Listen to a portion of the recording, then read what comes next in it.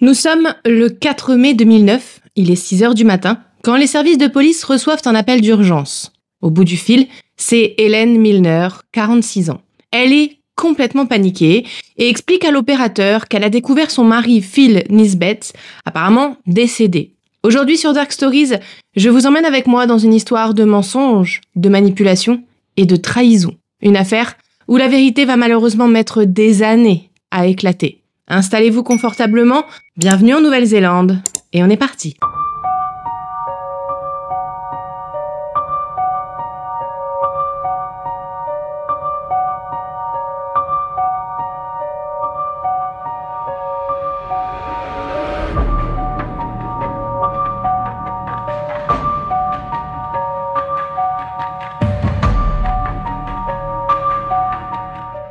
Je suis en Nouvelle-Zélande au moment où j'enregistre cette vidéo et comme nous sommes amenés à voyager souvent, j'aimerais vous proposer des histoires dans les pays où nous nous trouvons. Pas que, mais c'est l'occasion de découvrir aussi de nouvelles histoires. D'ailleurs, vous en connaissez sûrement une déjà très connue ici, c'est celle de Grace Millane qui a été vue à 19 h le 1er décembre 2018 dans cette rue, donc Victoria Street. Elle est ensuite remontée vers les Sky City. Je vous montre exactement ce que ça donne.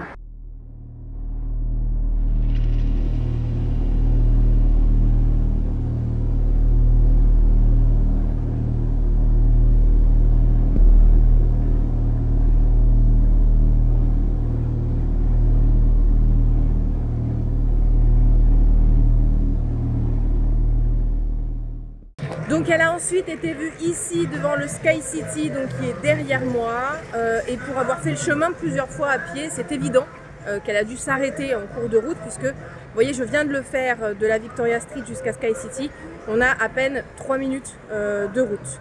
Donc là ici, elle est allée rejoindre un homme qu'elle a rencontré sur Tinder. Puis elle a été vue ici à 21 h 41 avec l'homme qui sera finalement accusé de son meurtre. Je ne vais pas revenir sur cette affaire qui est d'ailleurs disponible sur Netflix et qui a largement été médiatisée, mais c'était pour vous montrer un petit peu en vrai ce que ça donnait. Et maintenant, revenons à notre affaire. Pfiou, on est quand même bien mis au chaud. Il faut savoir qu'ici c'est l'hiver et que nous, on est plutôt habitués aux températures tropicales, n'est-ce pas? Alors après l'appel d'Hélène, la police se rend immédiatement au 70A Chequest Avenue, dans le quartier tranquille de Eswelt à Christchurch. Christchurch, si vous ne connaissez pas, c'est une ville qui se trouve sur la côte est de l'île du Sud, donc en Nouvelle-Zélande, vous l'aurez compris. C'est la deuxième plus grande ville du pays après Auckland, qui n'est pas la capitale du pays, contrairement aux idées reçues. La capitale de la Nouvelle-Zélande, c'est Wellington.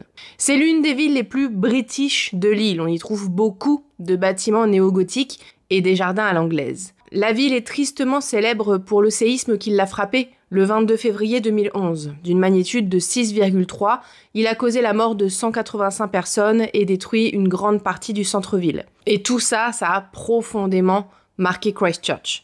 La ville est le point de départ pour explorer l'île du Sud. À partir de là, on peut rejoindre les Alpes du Sud, les lacs Takepo et Pukaki ou encore Kaikoura pour l'observation des baleines. En arrivant chez Helen Milner, les agents découvrent une petite maison de plain pied typique des banlieues néo-zélandaises. Sur le pas de la porte, Helen les attend en robe de chambre blanche avant de les conduire dans le salon. Elle s'assoit sur le canapé et visiblement elle est paniquée et presque hystérique. On comprend pas vraiment ce qu'elle dit, elle est confuse, elle est très désorientée. À l'intérieur de la maison, il fait froid. Bon, rien de surprenant, au premier abord, nous sommes au mois de mai, en Nouvelle-Zélande, c'est la fin de la saison chaude. On entre progressivement dans l'hiver, on est dans l'île du Sud qui plus est. Faut savoir qu'ici, les maisons sont souvent mal isolées. Pas de surprise donc sur le fait qu'il fasse relativement froid dans la maison. Les policiers remarquent aussi qu'à côté d'elle se trouve une grosse couette pliée, comme si quelqu'un avait passé la nuit ici. Après quelques minutes, le temps de reprendre ses esprits, Hélène indique aux policiers la chambre où se trouve son mari. Quand ils entrent, ils ne peuvent malheureusement que constater que Philip Nisbett, 47 ans, est bel et bien décédé dans son lit. Il est emmitouflé et recouvert d'une couette blanche, mais le côté d'Hélène, lui, ne semble pas avoir été défait. A priori, elle n'a pas dormi là. Dans le tiroir de la table de chevet de Philippe, les agents retrouvent 2 boîtes vides de Phénergan, c'est un antihistaminique utilisé pour les allergies, mais qui a aussi des effets fortement sédatifs. À côté, un verre d'eau à moitié vide posé sur la table, et ce, juste à portée de main. Les enquêteurs inspectent les lieux à la recherche d'indices sur la mort de Philippe. En passant par la cuisine, l'un d'eux s'arrête un instant en remarquant une cartouche d'insuline posée là. Le détail attire son attention, c'est inhabituel, mais il n'a pas le temps de s'attarder en fait parce que derrière lui, Hélène éclate en sanglots bruyamment et de plus en plus fort. Assez pour qu'on se retourne et qu'on se dit mais qu'est-ce qu'il y a ? Alors la police essaie d'en savoir plus auprès d'Hélène, mais elle est incapable de tenir une conversation ou de répondre à la moindre question. Finalement, après de longues minutes passées auprès d'elle pour la réconforter, la police obtient enfin quelques éléments. Hélène raconte que la nuit précédente, elle s'est couchée environ 1 heure avant son mari. Vers 2 heures du matin, elle s'est levée parce qu'elle est diabétique et qu'elle avait besoin d'insuline. Elle s'est donc administré le produit dans la cuisine et comme elle ne voulait pas réveiller ni déranger son mari, elle a passé le reste de la nuit sur le canapé du salon. Ce n'est que le lendemain qu'elle l'a trouvé mort dans son lit. Et plus elle déroule les faits, plus elle se sent mal, plus elle replonge dans des sanglots interminables. Les policiers savent que chacun a sa façon de gérer son deuil, mais à ce moment-là, ils savent pas du tout quoi faire. Alors ils appellent des amis et des proches d'Hélène pour venir la réconforter, le temps qu'ils continuent de fouiller la maison. De son côté, Hélène est de plus en plus angoissée, de plus en plus mal. Puis elle laisse échapper un « il l'a fait ». Il s'est endormi définitivement, comprenez ce que je veux dire. Et elle leur tend un téléphone portable. Sur l'écran s'affiche un SMS qui dit « Je suis désolée chérie, je ne peux pas continuer comme ça. Je t'aime tellement. Prends soin de toi et dis à Ben que je l'aime. » Ce SMS est daté du 3 mai à 22h30, donc la veille au soir. Et à nouveau, Hélène fond en larmes. Et les policiers commencent franchement à ressentir le malaise. Le chagrin d'Hélène est certes justifié, mais il leur paraît excessif, presque fabriqué. L'un d'eux dira plus tard qu'il n'avait jamais vu une scène pareille. Les 2 agents sur place commencent à avoir de sérieux doutes sur le comportement d'Hélène, la présence d'insuline, les boîtes vides de Phénergan, ils sentent que quelque chose ne va pas. Ils décident alors de contacter leur supérieur histoire de lui faire part de la situation. Mais à leur grande surprise, le sergent balaie tout d'un revers de la main. En gros, il leur dit « c'est une affaire pourrie, il n'y a rien à voir ici, pas besoin d'enquête ». Résultat, aucune scène de crime n'est officiellement ouverte. On ramasse 2 ou 3 trucs, les boîtes de médicaments, un verre sur la table, mais rien de plus. Il n'y a pas d'analyse, pas de prélèvement, pas de fouille, et ça, c'est très important pour la suite. Même si la police n'a pas traité le décès de Philippe comme une scène de crime, le protocole exige tout de même une autopsie. En Nouvelle-Zélande, toute mort soudaine et inexpliquée à domicile doit être signalée au coroner, qui peut ordonner des examens médicaux, même en l'absence d'enquête criminelle. Et c'est ce qui a été fait ici. Quand les résultats de l'autopsie tombent, ils révèlent que Philippe est mort d'une overdose de Phénergan, le médicament retrouvé près de son lit. Ce que la police ne savait pas, et ce qu'Hélène n'a pas dit, c'est que Philippe était très allergique à ce médicament. Et le taux retrouvé dans son sang était bien trop élevé pour être accidentel.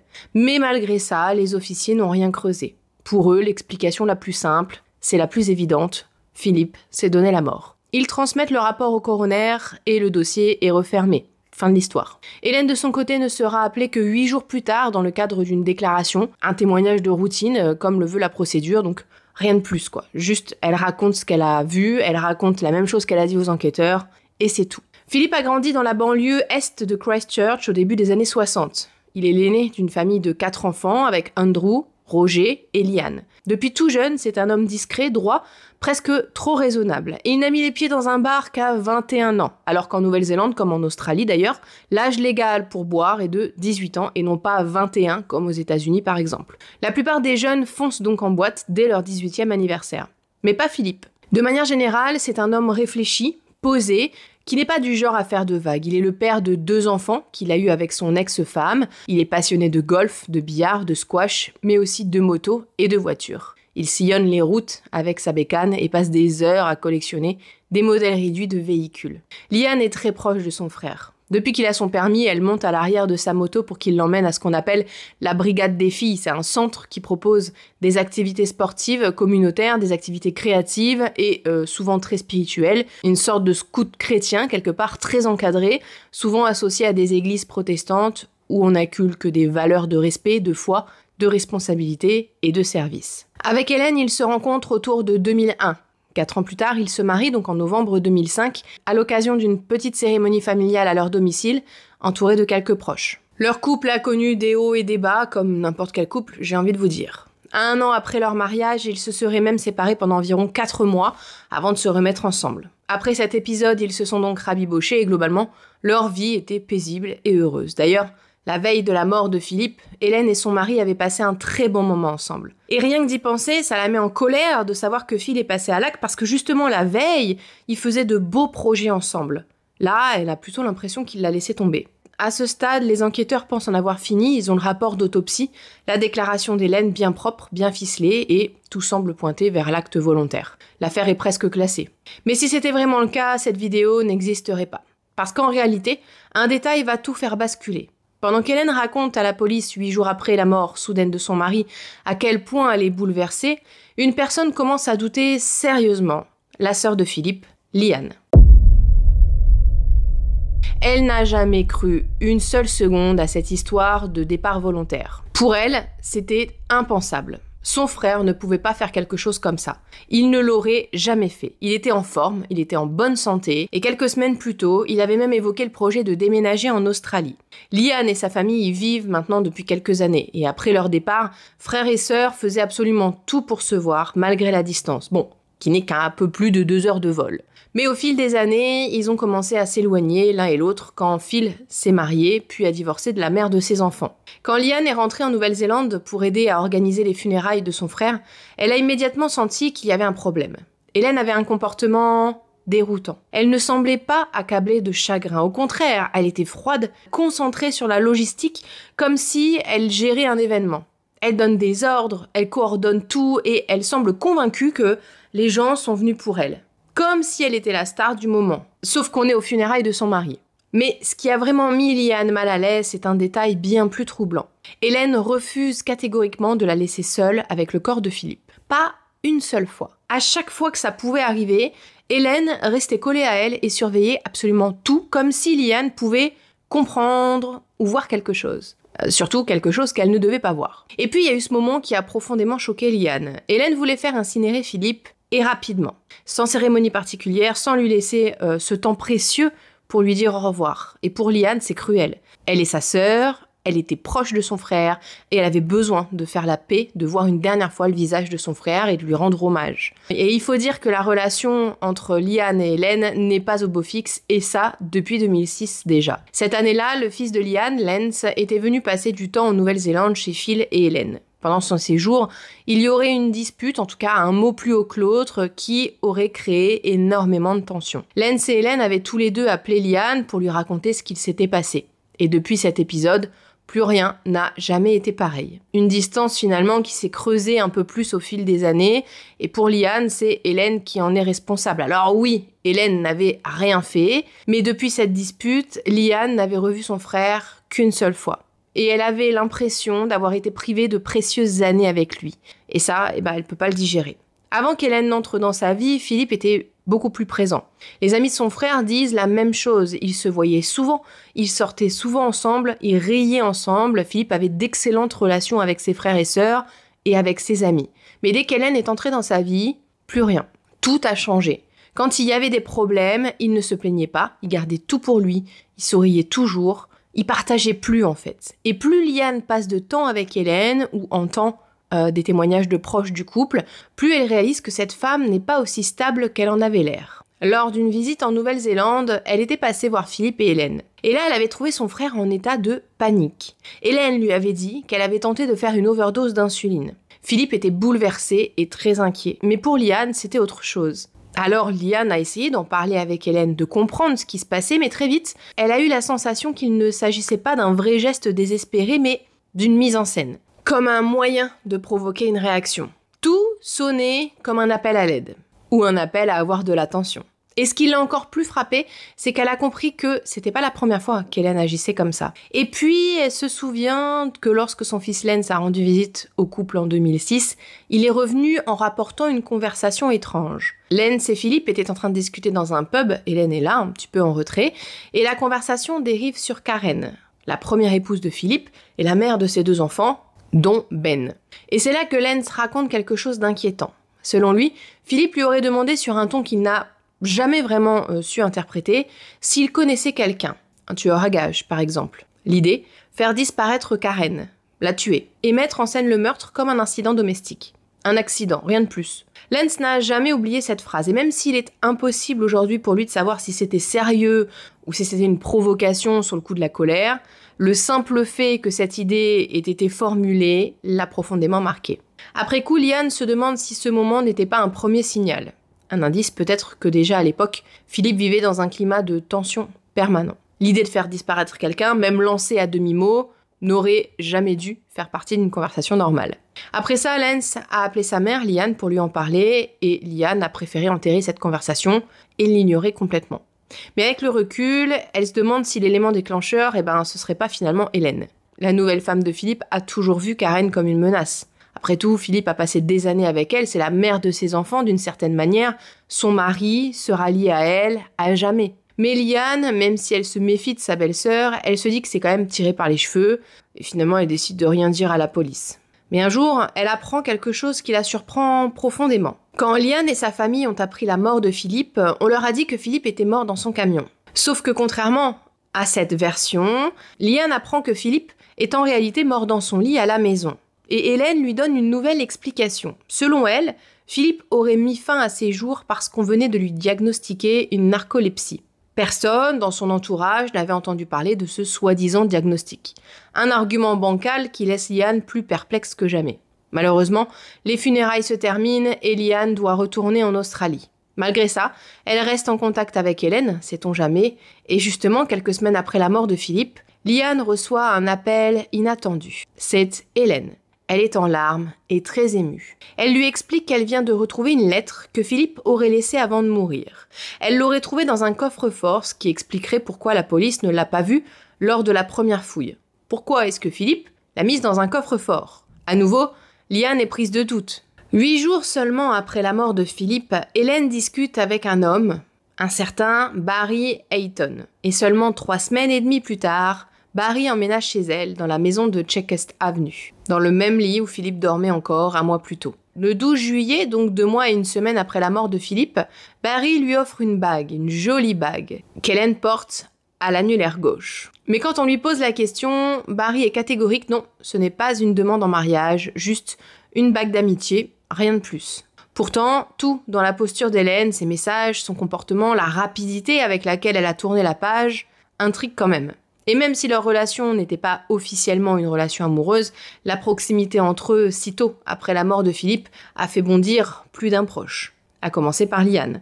Pour elle, tout va bien trop vite, c'est trop tôt, et c'est trop bizarre. Qu'Hélène vive son deuil différemment, pourquoi pas ? Mais là, on parle d'une nouvelle relation avec un homme qui emménage 3 semaines après la mort du mari et d'une bague portée un peu comme un anneau de fiançailles ou de mariage, enfin de mariage en tout cas pour sûr.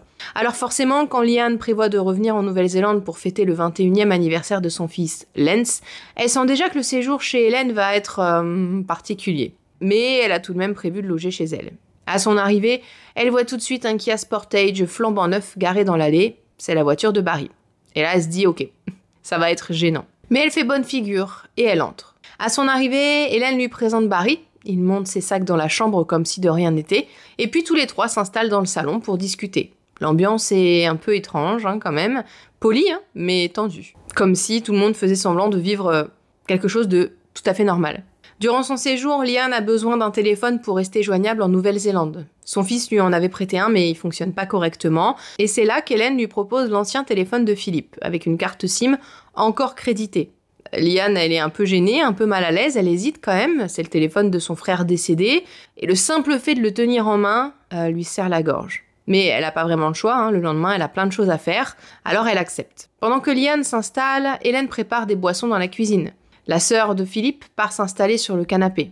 Et après avoir apporté les boissons, Hélène disparaît quelques instants dans le couloir et revient avec un papier à la main. Elle le tend à Liane en lui disant que c'est la fameuse lettre qu'elle a trouvée. Sauf que cette fois, elle dit qu'elle l'a trouvée dans le tiroir de la table de chevet. Liane est surprise, elle se rappelle très bien ce qu'Hélène a dit au téléphone, que la lettre avait été retrouvée dans un coffre-fort. Et là, soudainement, elle parle d'un tiroir de table de chevet. Un détail, c'est un détail, mais c'est un détail parmi d'autres. Sur le moment, elle dit rien, mais dans sa tête, il y a une alarme qui vient de se déclencher. Rien n'est clair dans cette histoire. Il y a trop d'incohérences et trop de versions différentes. Et puis cette lettre, quand elle regarde de plus près, elle se rend compte que la lettre a été tapée à la machine. Donc typiquement, rien ne prouve qu'il a bien écrit. Et en plus, il est écrit qu'apparemment Phil aurait découvert que son fils Ben n'était pas son fils biologique et qu'il ne pouvait pas vivre avec cette vérité. Et qu'il ne pourrait jamais affronter Ben à nouveau. Hélène raconte ensuite que le directeur des pompes funèbres aurait justement prélevé des échantillons d'ADN sur Philippe et les aurait comparés à ceux de Ben. Les résultats sont sans appel, effectivement. Philippe et Ben ne seraient pas parents. Une information qui surprend Liane parce qu'elle n'a jamais entendu parler de pompes funèbres qui pratiquaient ce genre de test. Pourtant, c'est pas le contenu de la lettre qui trouble le plus Liane. Ce qui la glace en réalité, c'est ce qu'elle voit tout en bas. Une signature à la main, un peu maladroite et au nom de son frère. Et là, Liane comprend. Il n'y a aucune chance que cette lettre ait été écrite par Philippe. D'abord parce qu'il était gaucher, et quand il écrivait, il appuyait très fort. Très très fort. Il laissait souvent une empreinte presque gravée sur le papier tellement il écrivait fort. Mais cette signature-là, en bas de la lettre, elle est toute fine, toute légère, presque vaporeuse. Rien à voir avec l'écriture habituelle de Philippe. Et surtout, c'est la seule trace manuscrite du document. Tout le reste est tapé à la machine. Donc, tout commence à prendre forme dans l'esprit de Liane. Il y a des détails étranges, il y a des comportements étranges, des versions qui disent blanc puis vert, et désormais, elle en est convaincue. Hélène a tué son frère.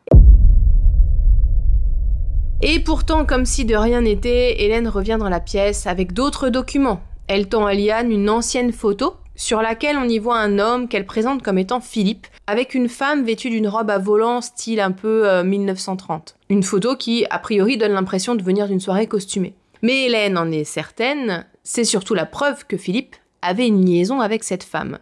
Une révélation totalement inattendue pour Liane. D'abord parce que l'homme sur cette photo ne ressemble pas du tout à Philippe. Alors Liane, elle le sait, son frère a toujours eu le même visage, les mêmes traits, même en vieillissant, il n'a jamais changé, au point de devenir méconnaissable. Pour elle, ce n'est tout simplement pas son frère sur cette photo. Mais en plus, elle n'a jamais entendu parler de cette prétendue maîtresse. Cette photo, elle sonne aussi faux que le reste. Et je sais pas si ça vous fait ça parfois, mais quand on a des doutes, quand on suppose des choses, finalement, on finit par ne voir que ça. Et pour Liane, c'est exactement pareil.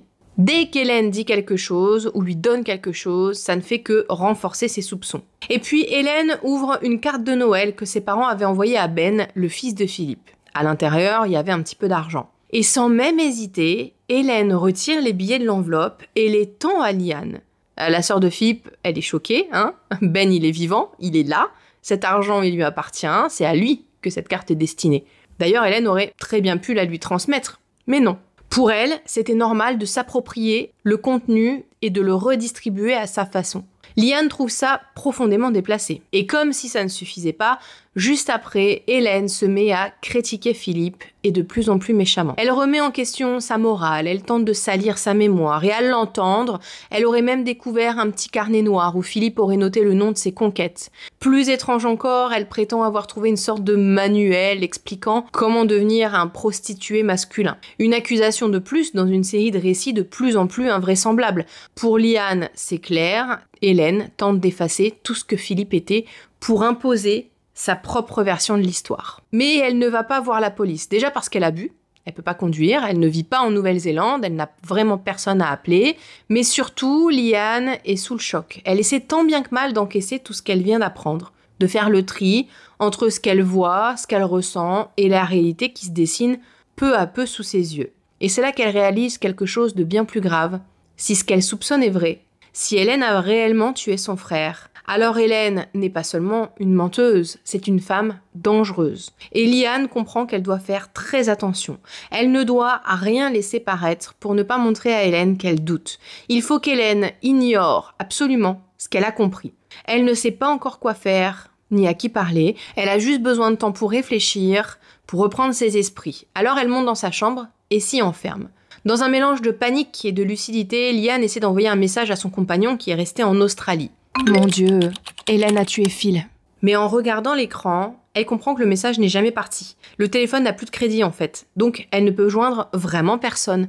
Elle ne peut pas sortir, il n'y a aucun moyen pour elle de quitter cette maison, et même si elle se décidait de partir à pied, il lui faudrait au moins 1 heure de marche pour atteindre un endroit sûr en pleine nuit. Puis si elle tente de fuir maintenant, Hélène pourrait la voir, la suivre et peut-être même l'arrêter. En soi, Liane ne pense pas vraiment qu'Hélène lui ferait du mal. Elle se dit qu'Hélène ne fera probablement rien. Ce serait complètement insensé. 2 morts suspectes dans la même maison, là, ce serait vraiment impossible à expliquer.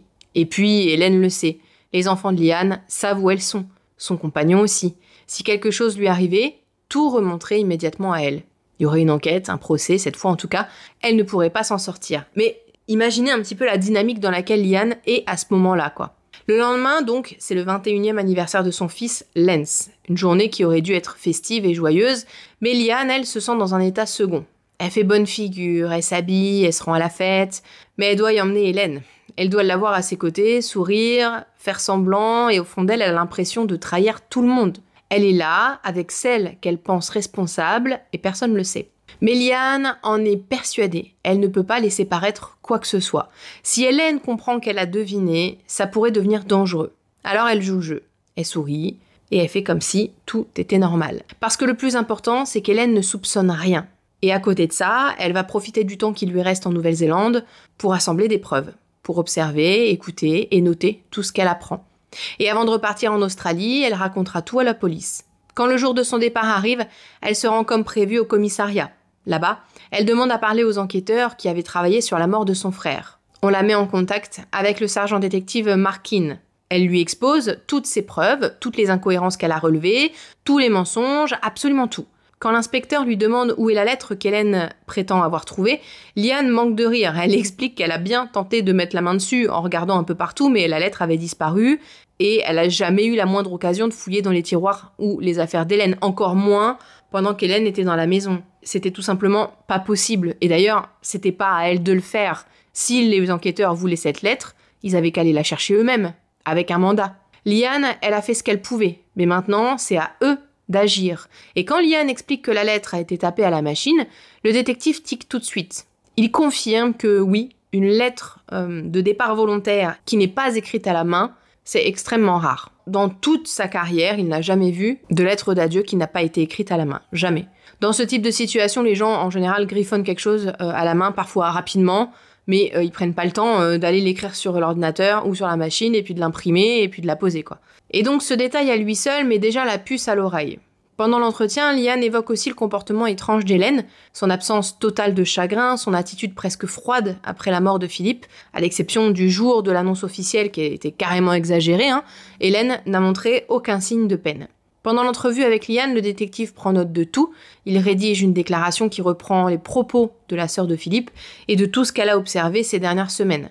Markin lui explique à ce moment-là que toutes les informations seraient transmises à l'équipe en charge de l'affaire de Philippe à l'époque. Et en quittant le commissariat ce jour-là, Liane y croit, ils vont enfin ouvrir une enquête. Elle pense vraiment que cette fois on l'a écoutée et que les enquêteurs vont enfin agir.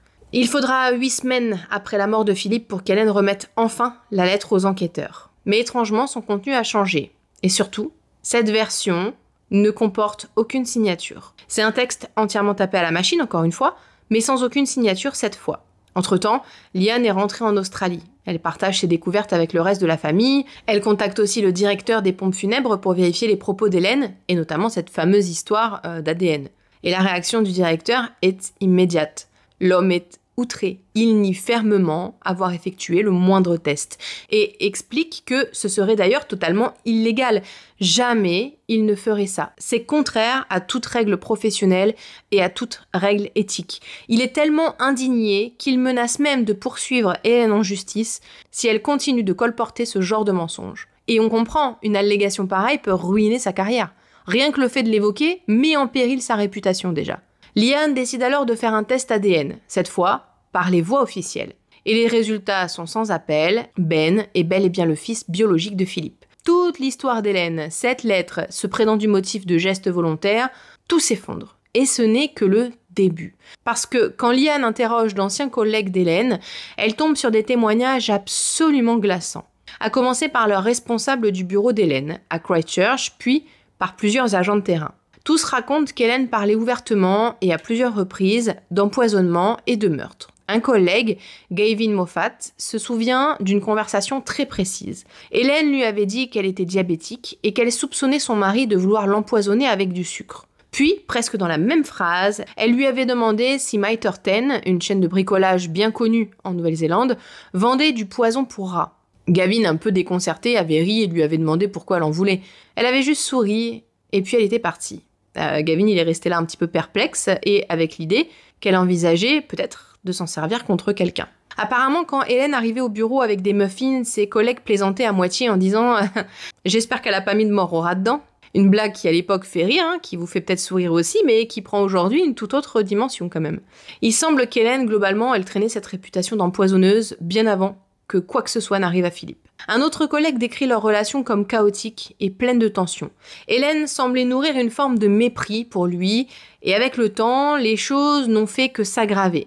Philippe était chauffeur routier, un métier exigeant, avec de longues journées sur la route et forcément beaucoup d'absences. À une période, il travaillait même pour un vendeur, ce qui l'obligeait à s'absenter 3 semaines sur 4. Et selon ses collègues, Hélène s'en plaignait sans arrêt. Elle racontait à qui veut l'entendre qu'elle adorait quand il partait parce qu'elle n'avait pas à le supporter. Mais elle râlait tout autant du fait qu'il n'était jamais là pour l'aider. C'était sans fin, il avait toujours tort. Qu'il parte ou qu'il reste, en fait, ça n'allait jamais.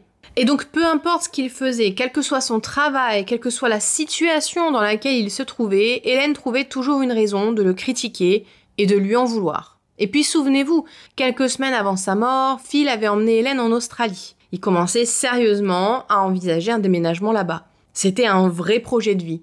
Mais Hélène, elle, détestait totalement cette idée. Elle ne voulait pas en entendre parler. Et quand on comprend les dynamiques de ce type de personnes ultra dans le contrôle, ce refus devient presque évident parce que ces profils-là, ce qu'ils veulent, c'est isoler leurs victimes, les couper de leur famille. Donc forcément, quand la victime veut se rapprocher de sa famille, en l'occurrence pour Philippe de Liane et de ses parents, pour son bourreau, ça représente une menace directe. Pour Hélène, c'est celle de perdre l'emprise qu'elle a sur Philippe. S'éloigner de son environnement en Nouvelle-Zélande et retrouver ses proches en Australie, c'est tout ce qu'elle cherche à éviter. Donc Hélène n'a pas du tout envie de déménager en Australie.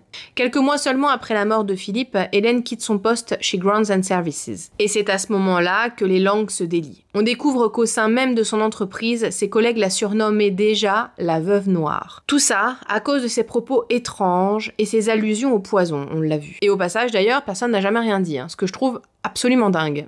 Avant la mort de Philippe, passe encore, mais après sa mort, pourquoi ? Personne n'a rien dit. Elle sera reconnue coupable plus tard d'avoir volé 30 000 $ néo-zélandais à l'entreprise qui représente environ 15 000 €. Eliane n'est pas la seule à avoir des soupçons. Le propre fils d'Hélène, Adam Kearns, s'est méfié dès que la police a frappé à sa porte.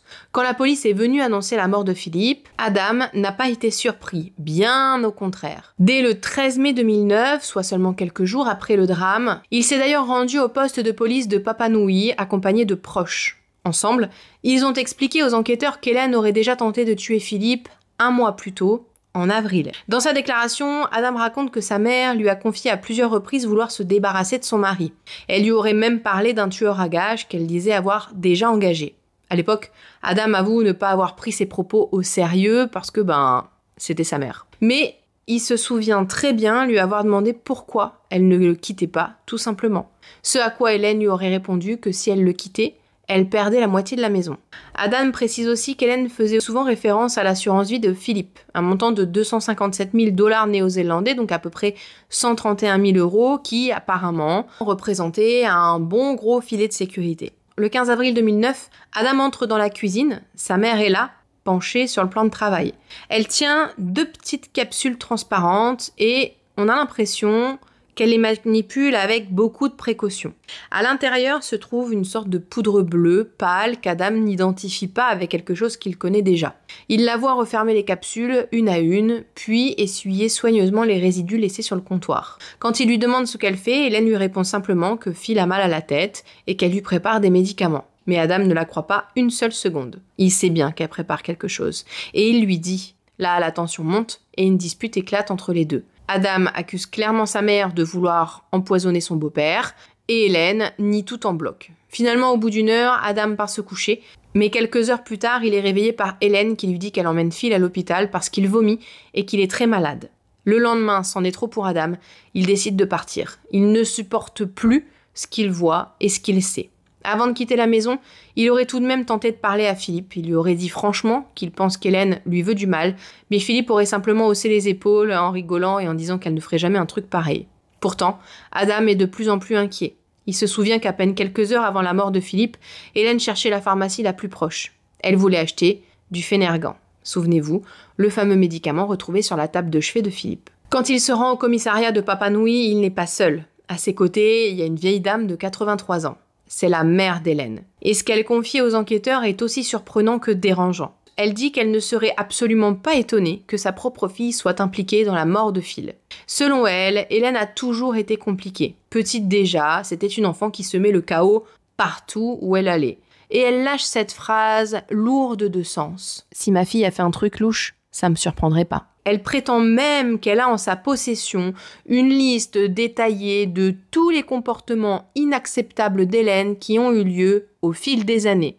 Une véritable chronologie de toutes ses dérives, depuis l'adolescence jusqu'à l'adulte. Alors pour en venir à dresser une liste, c'est que ça devait quand même être pas mal. En 2006, elle décide carrément de la rayer de son testament. Cette fameuse liste a été récupérée par les médias. Et on y découvre qu'Hélène, alors qu'elle était au lycée, volait ses camarades de classe. Elle a même volé le compte bancaire de sa propre mère. Elle aurait ensuite été renvoyée de l'établissement et placée dans une école de secrétariat, le Ritchie College. Plus tard, une fois diplômée, elle travaille comme dactylo, mais là encore, ça dérape.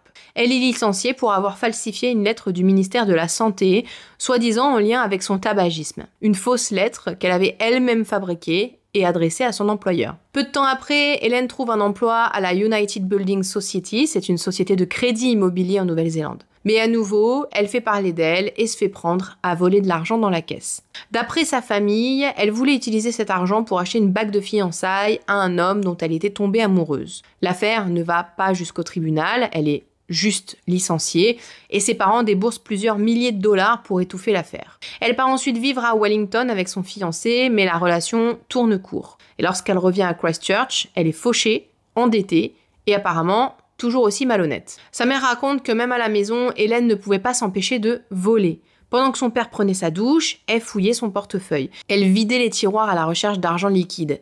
Hélène aurait même été jusqu'à voler une grosse somme à sa propre mère, alors gravement handicapée. Ouais, ce qu'il faut savoir, c'est que sa mère a été victime d'un AVC quelques années plus tôt, et malheureusement, cet AVC a laissé d'importantes séquelles. Elle souffre notamment d'une paralysie partielle, elle a besoin d'aide pour la plupart de ses gestes de la vie quotidienne. Sa propre sœur raconte qu'Hélène en profitait pour lui dérober de l'argent pendant qu'elle venait aider sa mère à faire le ménage. Et le plus fou, c'est qu'Hélène ne montre jamais le moindre remords. Jamais un merci, jamais une excuse, rien. Aucune reconnaissance pour ses parents, qui la soutiennent malgré tout, ni aucun regret pour ce qu'elle leur fait subir. Elle continue encore et encore jusqu'à ce que sa mère finisse par se dire que sa fille est soit gravement malade, soit foncièrement mauvaise. En sachant ça, pour Liane, il n'y a pas de place au doute. Ce qui intéressait Hélène, c'était l'assurance vie de Philippe, qui s'élevait à un montant de 128 000 €.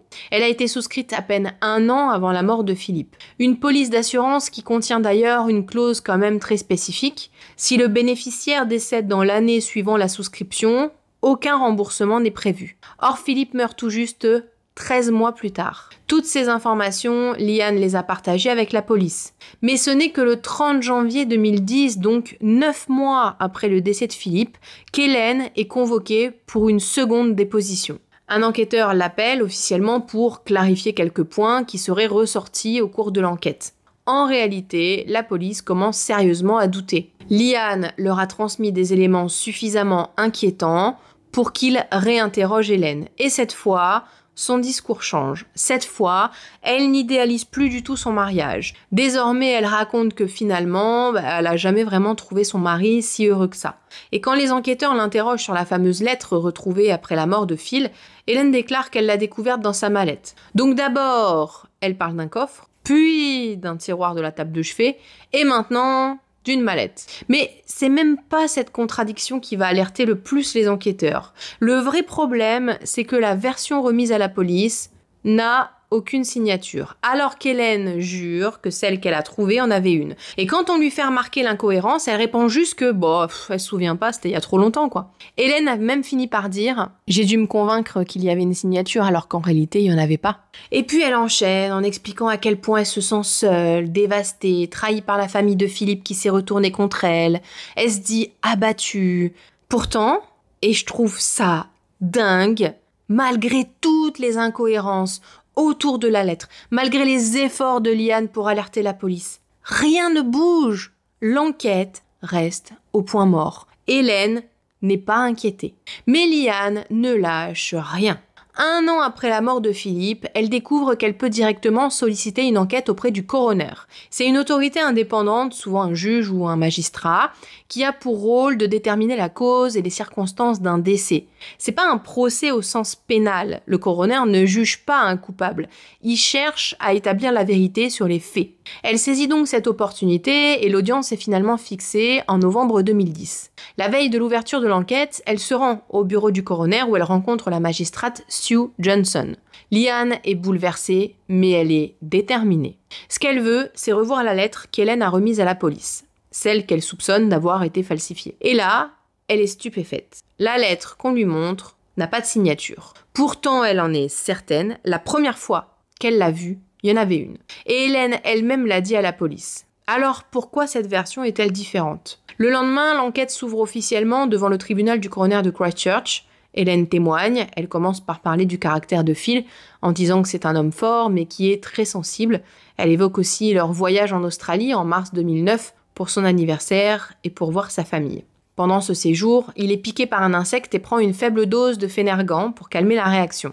Et selon Hélène, cette simple prise l'aurait littéralement assommé pendant 6 heures. Et ce petit détail-là, qu'elle glisse dans son témoignage, va être l'un des premiers signes qui révèlent une possible intolérance aux médicaments. Elle confirme ensuite que la veille de la mort de Philippe, ils avaient passé une excellente journée. Ils étaient sortis faire les magasins, ils avaient déjeuné ensemble, parlé de leurs projets dans la maison, rien qui ne laissait présager un drame. Elle dit même s'être surprise à penser que leur mariage allait peut-être retrouver un peu de paix et d'amour. Mais avec le recul, elle raconte que Philippe lui a paru un peu trop calme. D'après elle, ils auraient regardé la télévision, dîné, puis Philippe aurait pris une douche avant de se coucher vers 21h30. Elle explique qu'elle l'a rejoint dans la chambre environ 1 heure plus tard. Elle lui aurait donné un baiser avant de s'endormir. Le problème, et ce qu'elle ne sait pas encore, c'est que l'enquête menée par le coroner révèle que Phil a envoyé un SMS à son fils Ben la veille de sa mort. Et dans ce message, il lui écrit avoir lavé son sweat à capuche et qu'il viendrait lui rendre visite le lendemain. Un détail quand même important parce que pourquoi est-ce qu'il aurait fait ce genre de plan s'il envisageait de mettre fin à ses jours le soir même? Hélène, de son côté, évidemment, n'a jamais entendu parler de ce message, ni du soi-disant sweat à capuche. Mais elle ajoute que 3 semaines avant sa mort, Phil avait été très malade. Le 15 avril 2009, il s'était effondré subitement et elle avait dû le conduire aux urgences. Les médecins n'avaient pas trouvé la cause exacte de son état, mais avaient envisagé un lien possible avec la piqûre d'insectes qu'il avait subie en Australie. Il avait fini par se rétablir et était rentré chez lui. Mais là encore, dans la nuit, il avait rechuté. Et il a dû être hospitalisé une seconde fois. Donc 2 épisodes étranges et inexpliqués qui posent question évidemment. Il faudra attendre 6 mois pour que le coroner Sue Johnson rende enfin ses conclusions. Après avoir analysé tous les éléments fournis, tous les témoignages, tous les documents, elle déclare « Je considère que sur la base des preuves à ma disposition, le seul requis pour conclure à un suicide n'est pas atteint. » En gros, ça veut dire que la cause exacte du décès reste non déterminée et pour elle, rien ne peut certifier à 100% que Philippe s'est donné la mort. C'est à ce moment-là que l'inspecteur Greg Merton, qui suivait l'affaire dans la presse, décide de s'y intéresser de plus près. Et c'est là qu'enfin, tout va basculer. L'affaire fait les gros titres en Nouvelle-Zélande. Chaque nouvel élément apporté choque un peu plus l'opinion publique. C'est un drame digne d'un roman victorien. Un mari mort dans des circonstances troubles, une épouse aux versions contradictoires et une famille qui se bat pour que la vérité éclate. Donc en mai 2011, le sergent-chef Greg Merton expose plusieurs éléments qui ne laissent aucune place au doute. D'abord, cette police d'assurance vie souscrite tout juste 13 mois avant la mort de Philippe, avec une clause quand même très précise. Ensuite, le fait qu'Hélène en soit l'unique bénéficiaire. Et enfin, cette lettre soi-disant laissée par Philippe, dont l'authenticité est de plus en plus contestée. À partir de là, les choses s'accélèrent et heureusement, on n'en pouvait plus. Une vraie enquête pour homicide est enfin ouverte. La police reprend tout depuis le début. Les amis du couple sont interrogés, la famille aussi. On est quand même 2 ans après la mort de Philippe, je trouve ça juste incroyable quand même. Cette fois, les comptes bancaires sont passés au crible, les communications téléphoniques sont analysées et la maison d'Hélène et Philippe est fouillée à 2 reprises. Et c'est seulement après tout ça, 2 ans et demi après la mort de Philippe, qu'Hélène est enfin arrêtée. Nous sommes le 27 octobre 2011. Hélène est officiellement accusée du meurtre de Philippe, mais aussi d'avoir tenté de le tuer à plusieurs reprises dans les semaines qui ont précédé sa mort. Le procès s'ouvre le 2 décembre 2013. Les jurés découvrent des enchevêtrements de mensonges, d'identités inventées, de manipulations, dignes d'un thriller en fait. D'autant qu'à ce moment-là, Hélène est déjà incarcérée à la prison pour femmes de Christchurch. Oui, parce qu'en mars 2010, elle avait acheté un téléphone portable et s'était mise à envoyer à elle-même des SMS menaçants et injurieux en se faisant passer pour son propre fils, Adam. À cette époque, Adam faisait l'objet d'une ordonnance de protection qui lui interdisait tout contact avec sa mère, ce qui équivalait à une interdiction formelle de l'approcher. C'est à cause de ces faux messages qu'il a été arrêté. Sa demande de libération sous caution a été rejetée et il a passé 18 jours en détention accusé d'un acte qu'il n'avait jamais commis avant d'être finalement relâché. Hélène a fini par plaider coupable pour entrave à la justice et en août 2012, elle a été condamnée à 2 ans et 8 mois de prison. Par la suite, son fils a intenté une action civile pour obtenir 30 000 € de dommages et intérêts, une démarche engagée pendant le procès pour meurtre. Le tribunal lui a donné raison et a condamné Hélène à verser 25 000 € à son fils. Une somme évidemment, on l'a tous compris, qu'elle ne possède pas. Donc la revoilà assise pour être jugée. Et il y en a des questions, D'où viennent les comprimés de Phénergan ? Est-ce que Philippe les a achetés lui-même ? Est-ce qu'Hélène les a obtenus pour lui ? Ou quelqu'un d'autre s'en est chargé ? Parce que cette réponse-là, elle pourrait tout changer. Et justement, lors de leurs recherches, les enquêteurs tombent sur un nom, celui d'Andrea Wilson. Ce nom apparaît dans les registres d'une pharmacie de Christchurch. Le 14 avril 2009, soit la veille de la première crise grave de Philippe qui l'a conduit à l'hôpital, une certaine Andrea Wilson y a acheté une boîte de Phénergan, payée en liquide. Une coïncidence quand même troublante, d'autant plus qu'on découvre qu'en 2002, une femme du même nom, employée comme chargée de compte pour des clients fortunés à Auckland, a été reconnue coupable d'avoir tenté d'empoisonner son compagnon en glissant des somnifères dans ses repas. Elle aurait ensuite essayé de brûler leur maison pendant qu'ils dormaient. Elle avait été reconnue coupable de tentative de meurtre, vol domestique, contrefaçon et incendie volontaire. Et en 2009, étrange coïncidence, des Phénergan sont achetés sous ce même nom, la veille du premier malaise de Philippe. Il faut savoir que ce genre de médicament est classé comme un médicament non disponible en libre accès. Ici, en Nouvelle-Zélande, comme en Australie, certains médicaments comme le Doliprane ou des médicaments sans ordonnance sont vendus dans les supermarchés au même titre que le thé, le café, voilà. Mais pas les médicaments avec ordonnance obligatoire, ni les médicaments qui sont classés comme le Phénergan. Lui, il est vendu sans ordonnance, mais par contre, il faut donner son nom pour l'obtenir. Plus étrange encore, la carte bancaire d'Hélène Milner a été utilisée à proximité immédiate de la pharmacie pour retirer du liquide, juste avant l'achat des comprimés. Autrement dit, Hélène aurait pu acheter elle-même les médicaments en utilisant un faux nom, et ce faux nom, c'est celui d'une femme connue pour avoir tenté d'assassiner son conjoint de manière quasi identique. C'est une coïncidence quand même très troublante qui va peser lourdement contre elle dans ce procès. Justement, pendant le procès, les policiers interrogent environ 8 personnes et toutes confirment avoir vu la fameuse lettre. Et toutes confirment que la version qu'elles ont vue était signée, alors que les policiers ont une version sans signature. Plusieurs proches d'Hélène se souviennent très bien qu'à plusieurs reprises, elle aurait évoqué ouvertement des idées pour se débarrasser de Philippe. Elle lançait des phrases genre je pourrais le droguer, il aurait un accident avec son camion de livraison, comme ça il mourrait au travail ». L'un de ses fils, donc pas Adam, pas celui qui est allé spontanément voir la police, mais l'autre, a raconté qu'Hélène lui avait proposé 10 000 € pour l'aider à se débarrasser de Philippe. Et après la mort de son mari, Hélène n'a pas arrêté de donner des explications différentes à ses proches. Elle disait à certains qu'il avait découvert qu'il souffrait de narcolepsie, à d'autres qu'il venait d'apprendre que Ben, donc son propre fils, n'était pas biologiquement le sien. Ce qui, en plus d'être faux, n'a absolument aucun sens. Au procès, il a aussi été révélé que l'histoire de la narcolepsie était totalement inventée, Philippe n'a jamais été diagnostiqué narcoleptique. Pour le procureur de la couronne, tout est clair. Hélène était malheureuse dans son mariage. Elle était endettée financièrement, elle n'en pouvait plus. Elle vivait largement au-dessus de ses moyens, accumulait des dettes, et Philippe avait une assurance vie. Son mari était donc sa seule option pour s'en sortir. Si elle réussissait son plan, elle pouvait espérer toucher 172 000 € grâce à la combinaison de cette assurance et d'une indemnisation de l'ACC, donc le système néo-zélandais d'aide aux victimes d'accidents. Et si elle ajoutait la vente de la maison de Christchurch, elle aurait pu repartir avec 256 000 € en tout. Je vous le rappelle, la clause d'exclusion de l'assurance vie, donc celle qui empêche de toucher l'argent si la personne assurée meurt dans les premières années, a expiré juste 2 mois avant la mort de Philippe. Si on regarde les dates des 2 hospitalisations de Philippe, qu'on considère comme étant les 2 premières tentatives d'empoisonnement, elles ont eu lieu exactement après la date d'anniversaire du contrat. La police pense que le soir du drame, Hélène aurait préparé un plat à base de poulet et de riz, mais qu'elle n'aurait pas mangé avec lui. Elle aurait écrasé les comprimés de Phénergan et les aurait mélangés à son repas. Ensuite, 2 scénarios sont possibles. Soit la dose a suffi à tuer Philippe, soit elle a attendu qu'il soit totalement sous sédatif pour l'étouffer dans son sommeil. Ensuite, elle aurait passé le reste de la nuit à mettre en scène la découverte du corps. Elle aurait envoyé des messages depuis son propre téléphone pour fabriquer un alibi, puis au petit matin, elle aurait appelé le 111 pour signaler qu'elle venait de retrouver son mari mort dans son lit. Le 19 décembre 2013, un jury composé de 7 hommes et 5 femmes a délibéré pendant 7h30 et le verdict est unanime. Au moment de rendre leur décision à la haute cour de Christchurch, Liane et le reste de la famille de Philippe se sont tous rendus dans la salle d'audience en apportant avec eux les cendres de Philippe pour qu'ils puissent être réunis au moment du verdict. Le jury déclare Hélène coupable pour tous les chefs d'accusation. Le juge David Gendall, qui préside l'affaire, ordonne son placement en détention provisoire jusqu'à l'audience de détermination de peine fixée au 20 février 2014. Il a également demandé un rapport présententiel, donc un document rédigé avant l'audience de détermination de peine, pour aider le juge à choisir la sanction la plus appropriée. En France, ce serait un rapport de personnalité.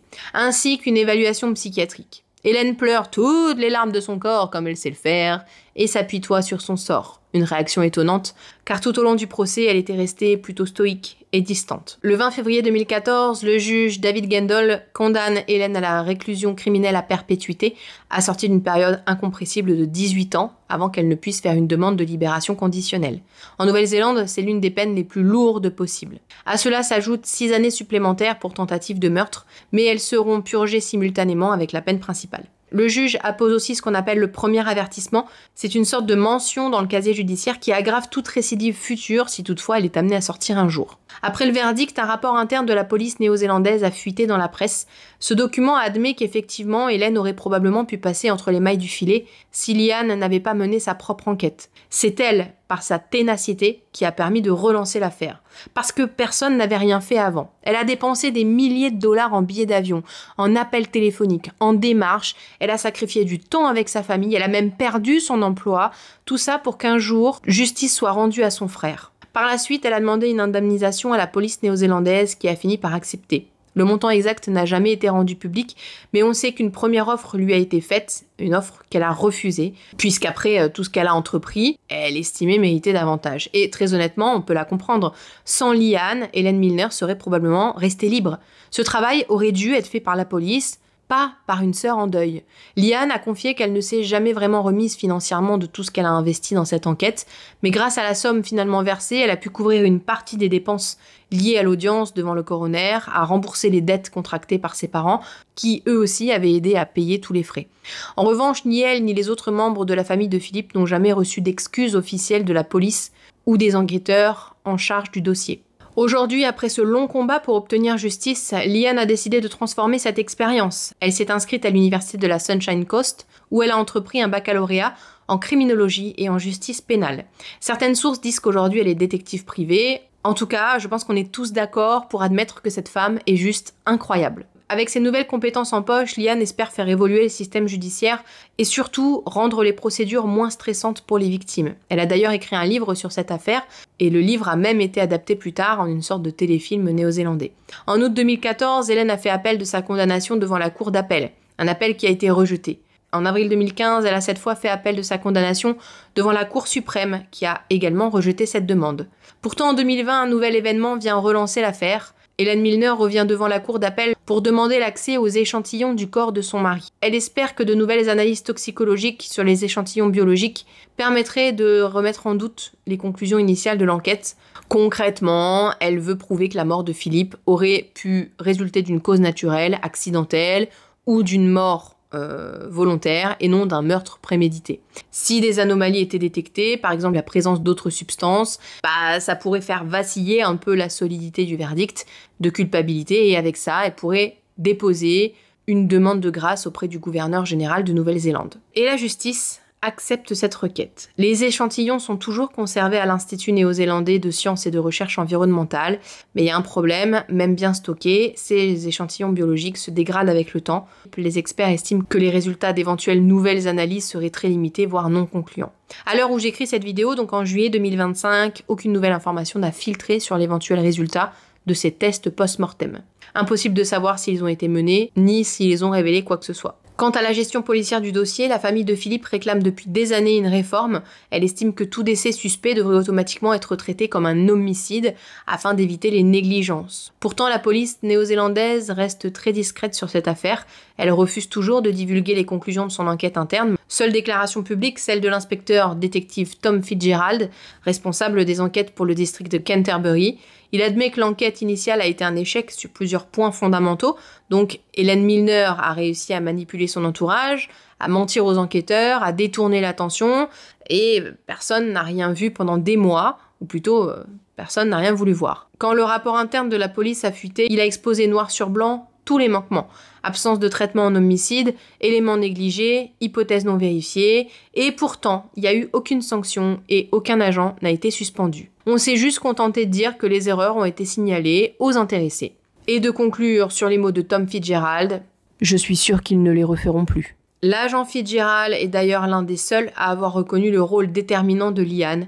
Il a salué son travail, il a dit qu'il compatissait avec la famille, mais tout ça n'efface rien. Liane n'aurait jamais dû jouer les détectives amateurs. C'était pas son rôle. Et pourtant, sans elle, Hélène serait libre aujourd'hui. Sans elle, Phil aurait été enterré comme un homme dépressif et avec des idées noires, victime de ses propres démons et non d'un empoisonnement planifié.